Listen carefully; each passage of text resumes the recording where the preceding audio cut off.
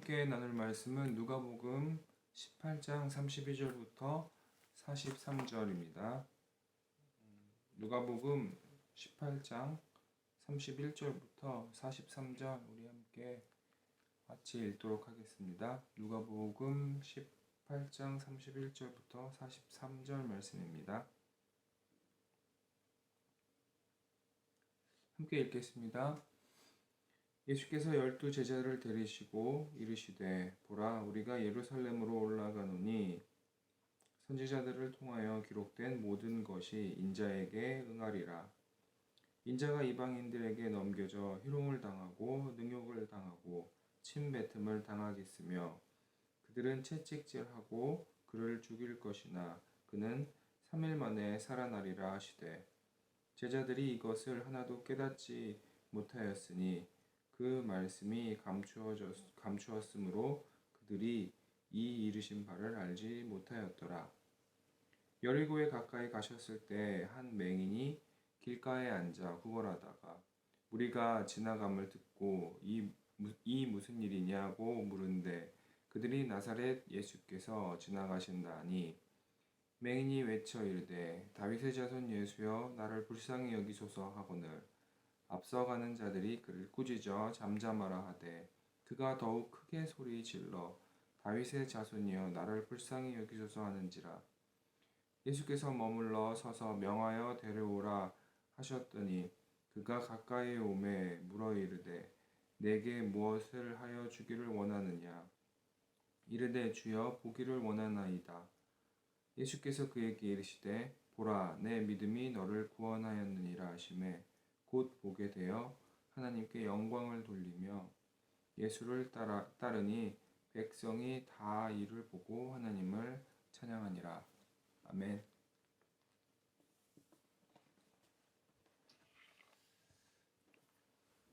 오늘 함께 읽은 누가복음 18장 31절부터 43절은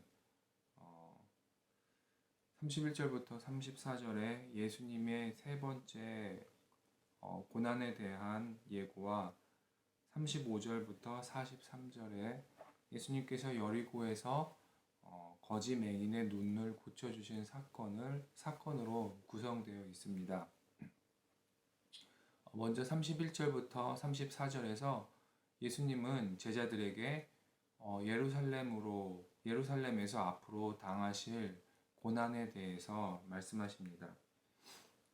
예수님은 장차 받으실 고난과 죽음, 부활에 대해서 제자들에게 누가복음 9장 18절부터 22절과 9장 43절부터 45절에 이미 말씀하셨습니다. 예루살렘에 가까이 오신 예수님은 다시 고난, 죽음, 부활에 대해 언급하실 때 앞선 두 번의 예고보다 좀 더 자세히 말씀하십니다. 메시아가 당할 고난과 죽음, 그리고 부활은 이미 선지자들의 기록을 통해 예언되어졌고 그것이 예수님을 통해 성취될 것을 31절에서 말씀하십니다. 선지자들을 통해 기록된 것이라는 표현은 제자들과 유대인들도 잘 알고 있던 시편 22편, 이사야 53장과 같은 메시아에 관한 구약의 기록들을 말하는 것입니다.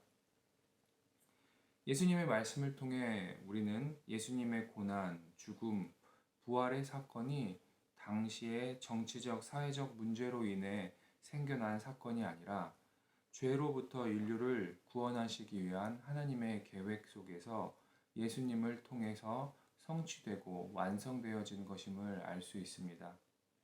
하지만 34절에 제자들은 이것을 하나도 깨닫지 못했다고 누가는 기록하고 있습니다. 그 이유는 말씀이 감추어졌기 때문이라고 말합니다. 예수님의 세 번의 고난과 죽음, 부활에 대한 언급에도 그들은 그것의 참된 의미를 깨닫지 못했습니다. 당시 유대인들은 메시아가 고난과 죽음을 당함으로 하나님 나라가 임한다는 생각을 하지 않았습니다. 제자들 역시 메시아에 대해서 이런 이해를 가지고 있었기 때문에 자신들이 메시아라고 믿고 있던 예수님이 고난과 죽음으로 하나님 나라를 성취한다는 것을 믿을 수가 없었을 것입니다. 그들은 훗날 예수님의 부활 이후 메시아의 고난과 죽음, 부활이 성경에서 예언되어진 하나님의 약속이었음을 알게 됩니다. 다음으로 35절부터 43절의 내용을 살펴보겠습니다. 예수님과 제자들은 예루살렘으로 가기 위해서 여리고를 지나가게 됩니다.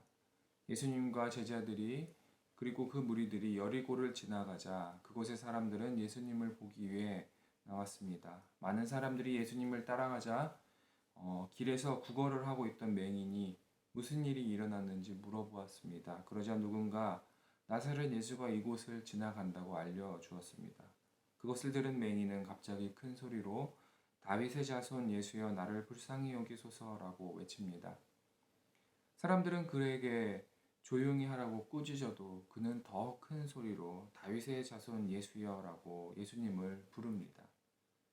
그 외침을 들으신 예수님께서 그 맹인을 부르십니다. 그리고 41절에서 그에게 원하는 것을 물어보십니다. 그러자 그 맹인은 보기 원한다고 그의 소원을 말합니다. 예수님은 내 믿음이 너를 구원하였느니라 라고 말씀하시자 그 맹인은 보게 되었습니다. 그리고 그는 하나님께 영광을 돌리며 예수님을 따랐고 그것을 지켜본 백성들도 하나님을 찬양하였습니다. 성도 여러분, 오늘 이 말씀을 통해서 메시아이신 예수님에 대해서 우리 함께 묵상하기 원합니다. 오늘 함께 나눈 본문의 내용을 보면 예수님의 제자들은 메시아로서 예수님에 대해서 알지 못했습니다. 하지만 이와 반대로 앞을 보지 못하는 맹인은 예수님이 메시아이심을 분명히 알고 있었습니다. 사람들 또한 예수님을 나사렛에서 온 예수라고 예수님을 낮춰 불렀지만 이 맹인은 예수님을 다윗의 자손 예수여라고 불렀습니다. 다윗의 자손이라는 호칭은 예수님이 메시아이심을 인정하는 표현입니다. 그는 비록 앞을 볼 수는 없었지만 영적인 눈은 깨어 있었습니다. 그러기에 예수님이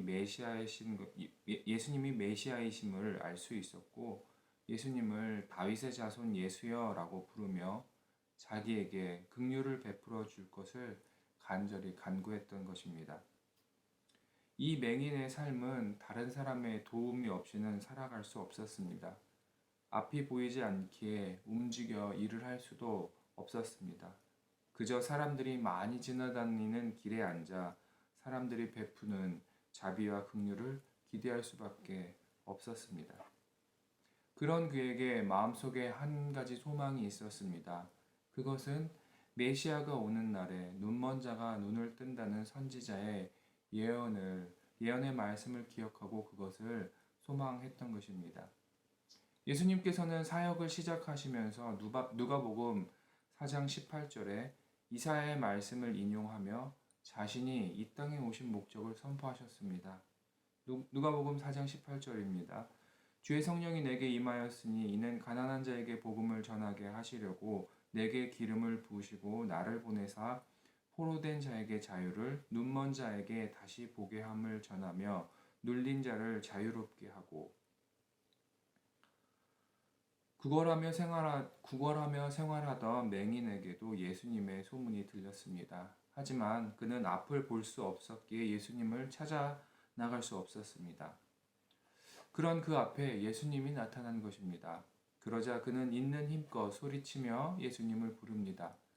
다윗의 자손이여 라고 외치며 예수님이 메시아 되심을 선포합니다. 예수님을 놓치면 안 되기에 사람들이 조용히 하라고 혼을 내고 꾸짖어도 더 큰 소리로 예수님을 향해 예수님을 외쳤던 것입니다. 성도 여러분, 저와 여러분도 예수님이 누구인지 안다면 이 맹인과 같은 간절함으로 우리에게 구원을 베풀어 주실 예수님께 최선을 다해 그분을 부르고 그분께 나아가야 할 것입니다. 예수님께서는 그 맹인의 간절한 외침을 들으셨고 만나주셨습니다. 예수님은 그에게 필요를 물으시고 그는 지체하지 않고 보기를 원한다고 말했습니다. 그리고 그는 믿음대로 보게 되었습니다. 성도 여러분, 예수님의 메시아적 사역을 통해서 우리는 구원받았고 하나님과의 관계가 회복되었으며 이 땅에서 하나님의 나라를 경험하고 살아가고 있습니다. 성도 여러분, 예수님은 여러분에게 어떤 분이십니까? 혹시 우리도 예수님에 대해 제자들처럼 오해하고 있는 부분은 없습니까? 우리도 맹인과 같이 예수님이 누구이신지 바른 이해를 가지고 그분께 간절함으로 나아가기를 원합니다. 앞을 보지 못했던 맹인은 이제 보게 되었습니다. 그리고 그는 하나님께 영광 돌리며 예수님을 따라갔습니다. 예수님이 메시아이심을 믿었던 그 맹인은 예루살렘을 향해 가시는 예수님에게 앞으로 어떤 일이 있을지도 알고 있었을 것입니다. 메시아로서 겪어야 할 예수님의 고난, 죽음, 그는 그것을 알고 있었을 것입니다. 그럼에도 앞을 보게 되었고 회복된 그는 이제 예수님을 따라 예루살렘으로 같이 향하고 있습니다. 그는 기꺼이 예수님이 가시는 고난과 죽음의 길에 하나님께 영광을 돌리며 동참하고 있습니다. 그는 자신이 원하는 것만 얻고 예수님을 떠난 것이 아니라 예수님이 가시는 그 길을 따라가고 있음을 우리는 말씀을 통해 확인할 수 있습니다. 성도 여러분, 우리도 이 맹인과 같은 믿음을 갖기를 소망합니다.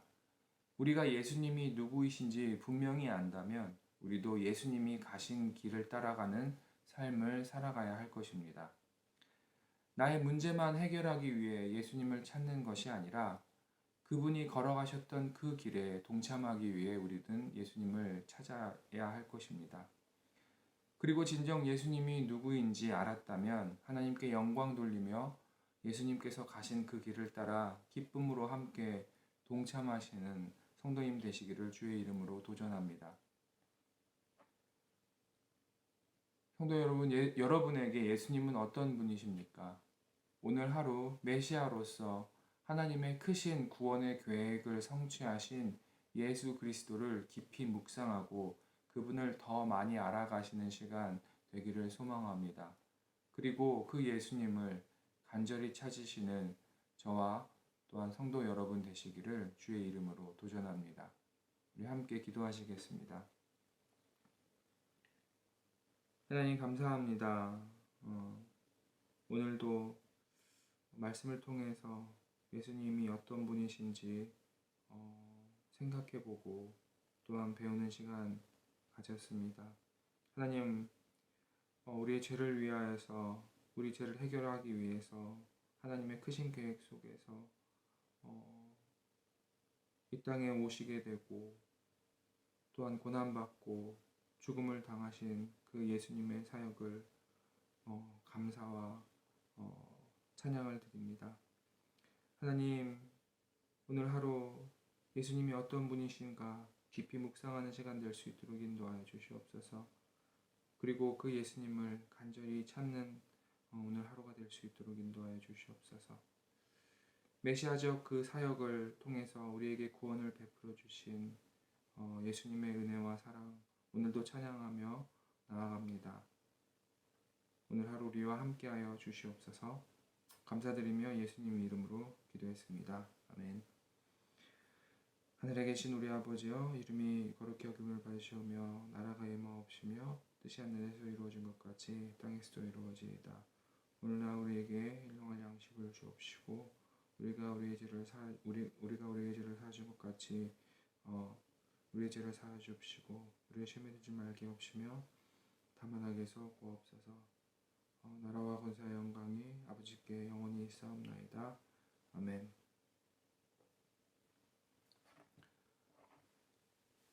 이 시간에 우리 함께 합심하여서 기도하는 시간 갖도록 하겠습니다. 먼저 나라와 민족을 위해서 우리 같이 기도했으면 좋겠습니다. 그리고 두 번째로 열방의 복음 전파와 선교사님들 또 그 선교사님들의 사역을 위해서 같이 중보하는 시간 갖도록 하겠습니다. 그리고 또 개인적으로 기도하고 중보하는 선교사님들을 위해서 또 사역자들 위해서 기도했으면 좋겠습니다. 세 번째로 우리 말씀 중심 교회를 위해서 기도해 주시기 부탁드립니다. 우리 교회를 통해서 예수님이 누구이신지, 어떤 분이신지 예수님을 더욱더 깊이 더 많이 알아갈 수 있는 교회 될 수 있도록 그렇게 기도해 주시고, 우리 교회가 교회의 머리 대신 예수님을 높이고 그분이 가셨던 길을 순종과 기쁨으로 따르며 사역하는 교회 될 수 있도록 기도해 주시기 부탁드립니다. 이를 위해서 수고하시는 담임 목사님과 교회 리더들을 위해서 기도해 주십시오. 그리고 마지막으로 우리 개인의 기도의 제목을 놓고 기도할 때 오늘 하루 예수님을 더 깊이 알아갈 수 있는 하루 될 수 있도록 기도하셨으면 좋겠습니다. 그리고 개인의 기도 제목들을 놓고 함께 이 시간에 기도하도록 하겠습니다.